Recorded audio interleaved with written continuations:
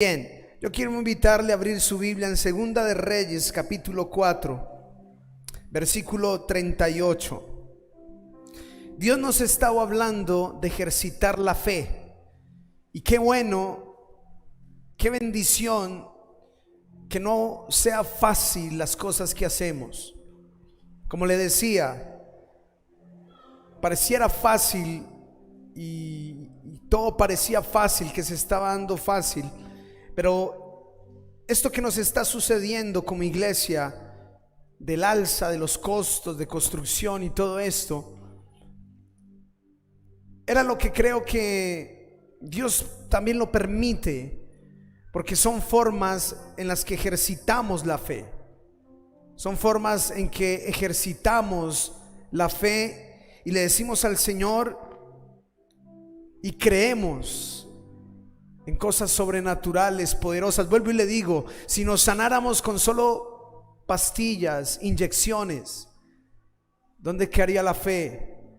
Si la provisión solo fuera, no, pues hipotequemos y vamos al banco. ¿Cuál sería la gracia de la fe? Si todo fuese tan fácil. Y creo que eso también empieza a darle cierto sentido a cosas que vemos en la vida. Por ejemplo, hay gente que se ha preguntado, ¿y Dios por qué dejó al diablo para que molestara al mundo? Hay gente que me ha hecho esa pregunta. ¿Y Dios por qué dejó al diablo ahí para que saboteara la vida de la iglesia y la vida de la gente?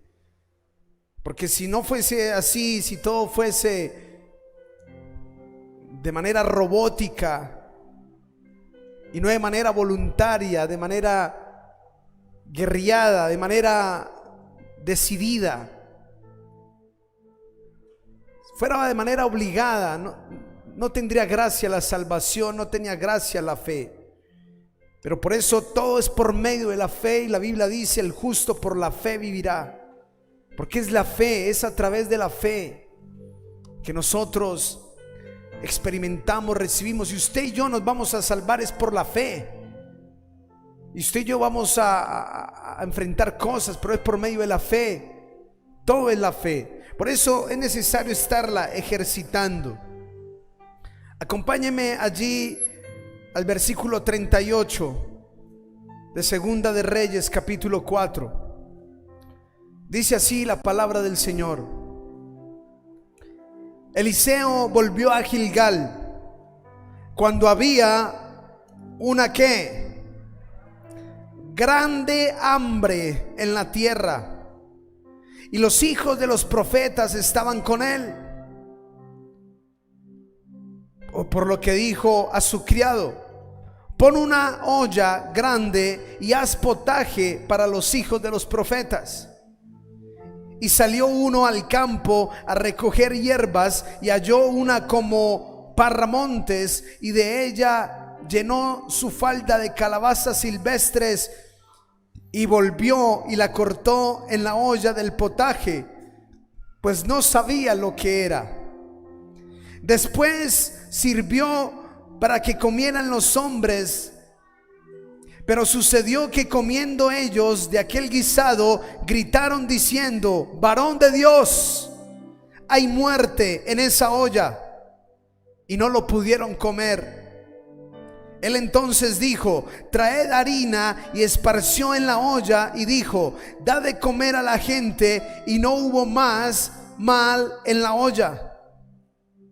Vino entonces un hombre de Baal Salisá, el cual trajo al varón de Dios panes de primicias, 20 panes de cebada y trigo nuevo en su espiga. Y él dijo: da a la gente para que coma.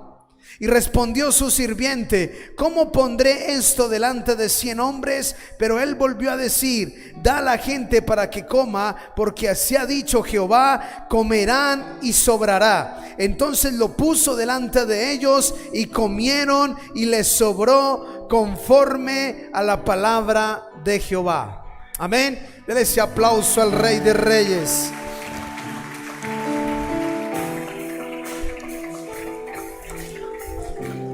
Gloria a Dios.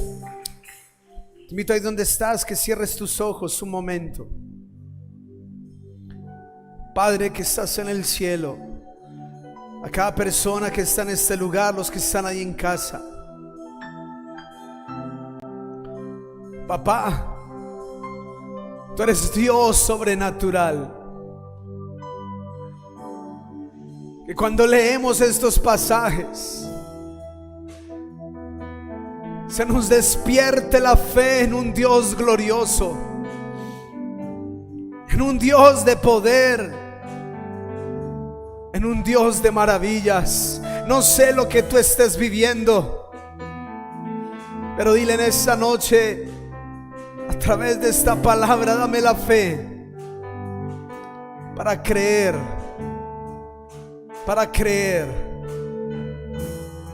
en el nombre poderoso de Cristo Jesús. Gracias, mi Rey. Gracias, Jesús. A ti la gloria y la honra, en el poderoso nombre de Cristo Jesús. Amén y amén. Gloria al Señor. Cuando yo leo estos textos me confronto la clase de vida que usted y yo llevamos a veces normal, y nos acostumbramos a la normalidad, a que podemos hacer cosas que alguien las haría con o sin Dios, y no nos diferenciamos a veces en muchas cosas. Vuelvo y le digo, cuando la esperanza está en el medicamento, en el préstamo, con o sin Dios alguien lo haría. Pero cuando la fe del cristiano es demandada, es exigida, como hablamos hace 8 días, ese Pedro frente a un muerto, ese Pedro frente a un paralítico, siendo exigido en su fe para creer que algo diferente y sobrenatural podría suceder en eso. Pero nuestras salidas, casi siempre en todas nuestras salidas, queremos que se den, y a veces de manera normal, humanamente posible. Pero cuando está este ingrediente imposible, cuando está este ingrediente adverso, difícil, complicado, enredado, es cuando somos demandados y exigidos a creer en un milagro, a creer en algo sobrenatural y poderoso. Leyendo este texto, dice el versículo 38 que Eliseo fue a Gilgal cuando había una grande hambre. Ni siquiera era una escasez normal, era una hambruna. Dice otras versiones, había una hambruna en la tierra, posiblemente la misma que relató con la tsunamita. Posiblemente fueron 7 años de hambre al que se está refiriendo este pasaje. 7 años de escasez, 7 años de hambruna. Pero en ese contexto quiero que veamos al profeta en ejercicio. Como profeta, líder, presidente de la escuela de profetas de aquel entonces. Usted sabe que se había fundado una escuela de profetas, quizás por Samuel. Se calcula que fue Samuel el fundador de esta escuela de profetas. Varios tuvieron que ver con ellos, el rey David, el rey Saúl. Varios tuvieron que ver con esta escuela de profetas. Recuerde la historia de Saúl cuando se encontró por allá. Dice la escritura, unos profetas. Existía una escuela de profetas. Y yo quiero que usted piense en qué sería ir a una escuela de profetas. ¿Qué será una escuela de profetas? ¿Qué dictarán? ¿Qué materias darán en una escuela de profetas? Y existía, y de hecho vivían todos esos varones en un lugar, en ejercicio profético. ¿Y qué es un profeta? Un profeta en el Antiguo Testamento se conoce en el hebreo como Nabim, que significa literalmente boca de Dios. Es decir, eran voceros de Dios, los que hablaban en el nombre de Dios. Eso es un profeta en el Antiguo Pacto. Pero en el Nuevo Testamento aparecen 2 roles proféticos. Aparecen hombres con el don de profetas, el ministerio profético. Pero la iglesia también adquiere una voz profética en el mundo. Cuando usted y yo predicamos a Jesús, cuando usted y yo hablamos de Jesús a su familia, a su compañero, a su vecino, a los que lo rodean, usted se vuelve una voz profética en este mundo. Y no necesariamente es profeta, pero su función es profética. Estamos anunciando palabra de Dios. Cuando usted le habla a alguien la palabra del Señor, usted está fungiendo como voz profética. Cada vez que estamos predicando, cada vez que alguien predica, cada vez que alguien comparte la palabra del Señor, aún en los grupos alfa, cuando alguien está llevando la palabra, está siendo una voz profética. Pero volviendo al Antiguo Testamento, aunque en el Nuevo también existen profetas en ejercicio y ministerio, y los hay, solo que en el día de hoy tenemos que ser muy cuidadosos. Porque los profetas de hoy solo les gusta profetizar dinero. No profetizan más sino dinero. Y su profecía todo es dinero y viajes, carros y casas. Ese no es el nivel profético que la Biblia enseña. Va más allá de eso. Pero volviendo al contexto de lo que estamos leyendo, piensa en una escuela de profetas. Si usted fuera un alumno de esa escuela, un horario, me imagino que tenían un horario, me imagino que tenían una disciplina. Las materias, no sé, no hay un pensum en la Biblia que diga y estudiaban esto. Yo creo que algo que harían en una escuela de profetas. A mí eso, la cabeza, vivían todos en el mismo techo. Y aquí dice que 100 hombres de diferentes edades. Algunos estudiosos dicen que eran diferentes edades. Pero Eliseo es, por ser el sucesor de Elías, y Elías no sé a quién le sucedió, el caso es que ya la escuela está constituida, y Eliseo, el ser sucesor de una escuela de profetas, no era para sacar pecho, no era para decir, uy, soy el duro de los profetas. A mí me parece tremenda responsabilidad enseñar a la gente a tener fe, confianza sobrenatural en un Dios de poder y gloria. Yo creo que esa era la materia especial, la fe. Los profetas ejercitando fe. ¿Y cómo la ejercitaban? Sino en medio de crisis. Y cómo daban ejemplo de fe, y cómo Eliseo le enseñaba a sus alumnos, los profetas, quién era Dios, qué hacía Dios, qué significaba la palabra, si no era en medio de hechos como el que acabamos de leer. Tremenda hambre que están viviendo, y el profeta dice: vaya, coja una olla y prepare un potaje, una sopa para los hijos de los profetas. Vaya y prepare una sopa para todos en medio del hambre. Primera orden de fe. ¿Y de dónde saco comida si estamos en tiempo de hambruna y de sequía? No importa, vaya y busque, que Dios proveerá de alguna forma, pero que hoy comemos sopa en el nombre de Jesús, amén. Que hoy hay provisión en el nombre del Señor.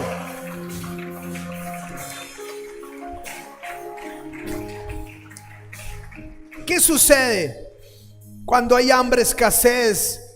Hay gente que antes de ir ya se desanima, ¿verdad? A mí me pasa con mis hijos. A las 2 de la tarde, cuando les digo, vayan, traen mandado, y ellos dicen de antemano, todas las tiendas están, ¿qué? Ya lo dieron por hecho. Todo, y es que ya tienen el conocimiento de todas las tiendas están cerradas. Y a veces ya viene, ahí ya no opera la fe, ahí ya detonas como el cinturón, la correa, qué sé yo, y van y encuentran alguna en fe. Es una fe como forzada un poquito. Vaya y busquen, vaya, salgan a buscar la provisión de Dios. Y salieron los hijos de los profetas, dice, una versión dice que salió un joven. Versículo 39 dice, y salió uno Otra versión dice que era joven, al campo a recoger hierbas y halló una como parramontes y de ella llenó su falda de calabazas silvestres y volvió y las cortó en la olla del potaje, pues no sabía lo que era. Después las sirvió para que comieran los hombres, pero sucedió que comiendo ellos de aquel guisado gritaron diciendo: varón de Dios, hay muerte en esa olla, y no la pudieron comer. Qué frustración más grande, ¿verdad? Qué frustración más grande que usted tenga hambre y no pueda comer. Usted con hambre, en tiempos de hambre, en tiempos de hambruna, y el profeta por fin en fe dice: vaya, busquen la provisión. Y fueron al bosque a buscar provisión, posiblemente buscando en los árboles frutos. Recuerde, tiempo de hambruna y de sequía, pero salieron a ver qué encontraban. El que fue no era conocedor de hierbas ni de matas. Usted sabe que hay gente que conoce las matas, los árboles, ¿verdad? Ese árbol es de tal, ese árbol es de tal, ese árbol. Ya vemos otros que todos los árboles parecen iguales, ¿verdad? A veces cuando yo voy con alguien y me dice: ese árbol es de tal, y yo lo miro y bien, se me parece al de naranja también, como el de mandarina, como iguales. Pero hay gente que los conoce, pero el que fue no sabía nada. Y el tipo vio unas calabazas silvestres, cogió y vio inclusive varias. Con razón nadie las recogía, porque eran venenosas. Con razón encontró tantas. Y todo contento las lleva en su falda, en su túnica, en lo que sea. Llega allá y coge y pica calabacita venenosa hoy con guisado. Feliz está, sirvió a la mesa. Todos contentos. Y tiempo de hambre, tiempo de hambruna, tiempo de escasez. Yo imagino esa hambre. Y 100 varones. Yo no sé si usted ha estado, los que han prestado servicio militar, los que han estado en un centro de rehabilitación, los que han ido a encuentro, no vaya tan lejos, los que han ido a encuentro, 20 nomás. Salen unos que comen como por 4, ¿cierto? Como que hiciste, y pasan todo. En todo lugar salen unos que comen como normales y otros que comen como por 4. Imagínense, yo pienso que en el tiempo en la escuela los profetas era igual. Todos listos comiendo, cuando alguno dice: hay veneno en esa olla. ¿Y qué? Mire lo que gritó: varón de Dios, hay muerte en esa olla. Los que leen la palabra dicen que posiblemente el sabor amargo de la calabaza lograron identificarla. Dicen que lo que producía eran unos cólicos demasiado fuertes y si se agudizaba el dolor le podía provocar hasta la muerte. Todos se dieron cuenta, pero piense ahora en la frustración. Hay escasez, hay hambre, y lo único que encontramos está envenenado. Ese escenario sería escenario de desánimo, escenario de derrota, escenario de fracaso, escenario de desesperación, escenario de crisis. Pero ahí se levanta el líder, el maestro, el profesor de profecía en el Antiguo Testamento y dice: un momentico, aunque haya muerte en esa olla, hay un Dios de poder, hay un Dios de gloria y hay un Dios que está por encima de todas las cosas. Y no nos vamos a dejar robar la provisión, no nos vamos a dejar quitar la bendición. Traiga harina. Y trajeron harina, y esparció harina sobre aquella olla. Dice el versículo 41: él entonces dijo: traer harina, y la esparció en la olla y dijo: da a comer a la gente. Y no hubo más mal en la olla. Pero ahí está como resumido. Pero hay 100, son 200 ojos, son 200 oídos, son 100 paladares, que están siendo convencidos, escúcheme bien, están siendo convencidos de que la muerte que estaba en la olla ya no está. ¿Qué es lo que mueve eso? ¿Qué es la convicción que tiene Eliseo? ¿Qué es la fe que está teniendo este hombre para que logre que 100 varones se alimenten de algo que estaba envenenado y tengan la fe, la convicción y la confianza de que la muerte se fue y la provisión está bendecida y la provisión no fue quitada de sus manos? Tremendo. Cómo la fe de alguien puede inspirar. La Biblia no cita que de los 100, estamos hablando de un 100%. No salieron diciendo 20. No, sabe que yo paso de sopa hoy. Yo mejor, esa harinita no me convenció. Pero es que no fue la harina lo que hizo el milagro. No fue la mezcla de la harina con el veneno. Es el poder, es la gracia y es la fe en un Dios de poder el que hizo el milagro. Gloria a Dios.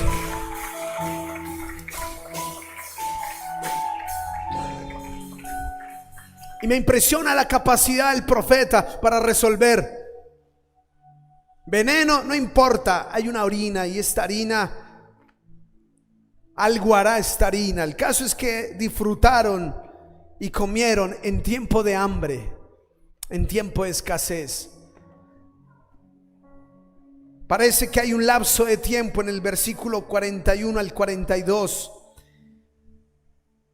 Y parece ser otra historia, pero está enmarcada dentro del mismo tiempo. Vino entonces un hombre de Balsalizá, el cual trajo al varón de Dios panes de primicias, 20 panes de cebada y trigo nuevo en su espiga, y él dijo: da a la gente para que coma.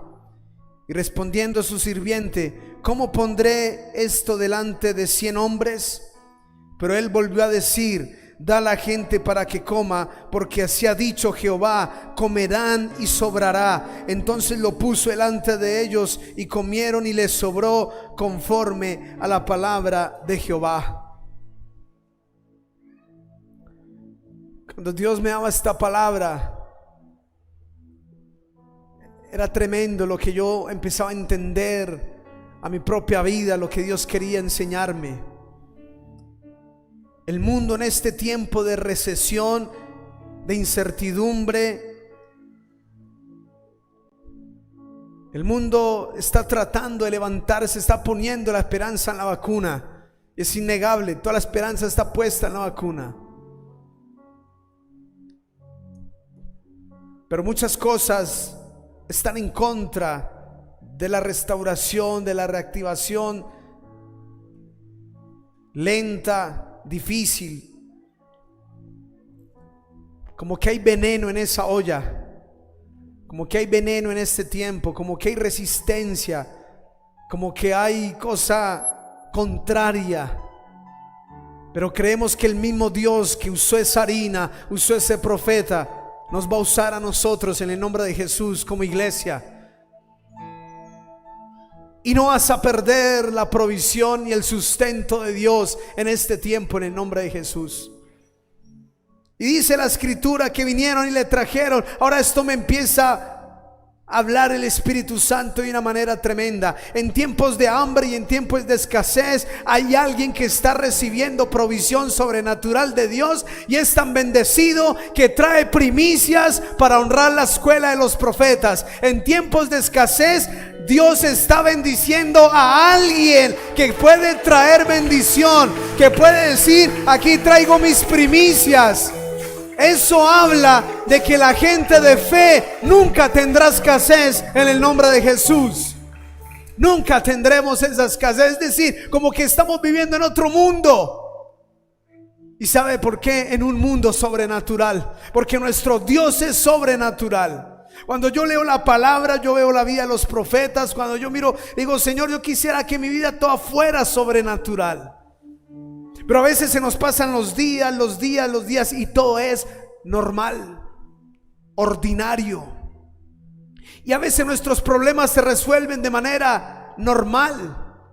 ordinaria. Por eso cuando pasan cosas adversas, contrarias, es bueno. Es bueno. Y recordaba hace como 2-3 años, no recuerdo bien, un viaje que hicimos con mi esposa a Perú. Estamos en Trujillo, Perú. Y llegué todo entusiasmado a donde nos instalamos. Enchufé mi computador para cargarlo. A los pocos minutos olía quemado. Y fui y miré y era el computador, olía quemado. Y pregunté y me dijeron: aquí la luz es a 220. Necesita un aparato que lo regula. Ya tarde. Yo lo abrí, yo les pichaba ese botoncito con esperanza, como si hubiera muerto. Yo lo movía, le hacía, lo examinaba todo. Dije: voy a mirar aquí, voy a esperar a ver si se enfría y de pronto lo abro y funciona. Nada. Un día, 2 días, lo mandamos a revisar con un técnico allí. La respuesta fue: está muerto, no es el cargador. Lo probamos el cargador en otro y funcionó. Y le pusimos otros cargadores, no prende, se murió, se dañó. En un momento, y lo probaron 2 personas allá, y el diagnóstico fue el mismo: está muerto. En un momento yo hice algo que nunca en mi vida había hecho. En esos días no tenía la fe para comprar otro rápido. De hecho era como nuevo.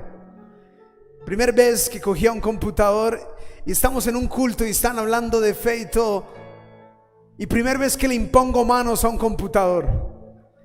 Y yo le ponía manos y yo oraba con una fe: Señor, profetiza de los 4 vientos, vida a este computador, Señor, que funcione de nuevo. Y eso, nunca había hecho oración con tanta fe. Y voy, y cuando llego digo: en fe me va a prender. Lo abrí todo, muerto. Dije: perdí mi oración ferviente. Eso me faltó, mejor dicho, fue tremenda oración. Y seguía muerto. Llegamos aquí a Colombia. Tomé la decisión, dije: bueno, lo voy a llevar ya por garantía, qué sé yo, donde le saquen por lo menos la información. Y cuando llegué al lugar, ni siquiera lo había probado aquí, llegué aquí, igual seguía muerto, lo llevé allá, hice la fila, saqué el ficho en Santander, ficha en Bogotá, aclaro, turno en otros lados, saqué el turno, esperé bastante, me presenté, me dice: ¿qué le pasó? Le digo: está muerto, no prende. ¿Qué le pasó? Le digo: parece que algo de carga y tal. El asunto es que cuando él va a probarlo, lo abre y funciona como si nada. Y funcionó. Y el tipo me mira. Yo esperé más de media hora, 40 minutos a que me atendieran. Y cuando paso, no tiene nada. Está bueno, funciona. Y el tipo me dice, me queda mirando como diciendo: pero ahí está bien, funciona, no pasa nada. Le dije: ¿usted cree en milagros? Y se rió. Lo cerré, le dije: gracias, me voy. El tipo me miró y dijo: este man es como loco. Está loco. Y todo eso que esperó ahí, yo creo que el man diría: si no me dijo loco, me dijo bruto. Pero una de las dos, de ahí no me bajó. No era sino enchufarla. Pero él no entendía.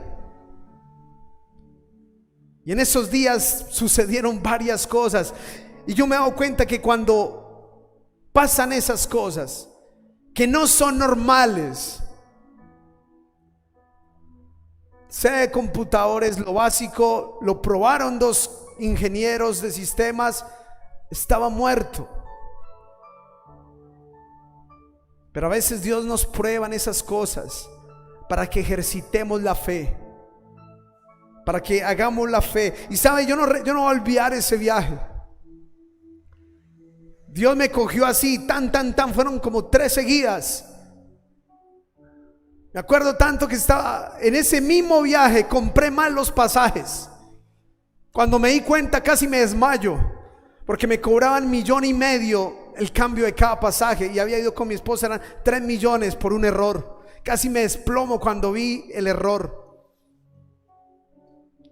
Y me acuerdo tanto que le dije a mi esposa: me están cobrando 3 millones para cambiar el pasaje. Y ella me dijo algo como profeta de Dios. Me dijo: tranquilo, no vas a pagar nada en el nombre de Jesús. Y yo la miré diciendo: no sabe nadie, no sabe cómo es esto. Fui y oré, me arrodillé y le dije: Señor, toca a esta gente de esta aerolínea, toca a los padres. Me contestó una muchacha y me dijo: vamos a colaborarle, y lo máximo que paga 1,5 millones, lo mínimo que paga 1,5 millones. Pero vamos a mirar otras opciones. Y mire, yo estaba arrodillado orando, pero al lado tenía la tarjeta de crédito. Eso no es fe, hermano. Eso no es fe. Estaba arrodillado, pero por si al caso, pago. No hay que hacer más nada. Finalmente se cerraron y que no podía. Me senté en una de las camas de mis hijos y ellos tenían una Biblia abierta y había un lápiz, no olvido ese lápiz ahí, y abro la Biblia justo ahí y está escrito, Juan capítulo 11: ¿no te he dicho que si crees verás la gloria de Dios? Y tuve que reconocer que yo no tenía fe. Me arrodillé y le dije: Señor, perdóneme mi falta de fe, porque ya iba a ir a pagar. Mi esposa me había dicho una palabra de fe, yo no la creí. Cuando volví a llamar, me dijo: ¿hay problema? ¿A usted le molestaría esperar 3 horas en un aeropuerto? Yo dije: por 1,500,000 hasta 4. Y me dijo: entonces le hago el cambio. ¿Cuánto pago? Y me dijo: nada. En menos de un día, en unas horas, bajó de 3 millones a nada.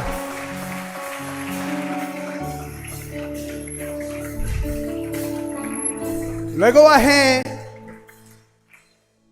y le dije a mi esposa: preciso, ya, Dios cumplió, no pagué nada, pero sacando pecho de héroe de fe. Pero no fue así, fue un proceso. A veces estamos acostumbrados a que en la vida cotidiana no ocurran milagros. A veces estamos acostumbrados a que en la vida ordinaria y común que vivimos no sucedan cosas maravillosas. Hay gente que dice: suerte, tuve buenas. Pero los hijos de Dios sabemos que no es la harina. Los hijos de Dios sabemos que no son las casualidades. Nosotros los hijos de Dios sabemos que es el amor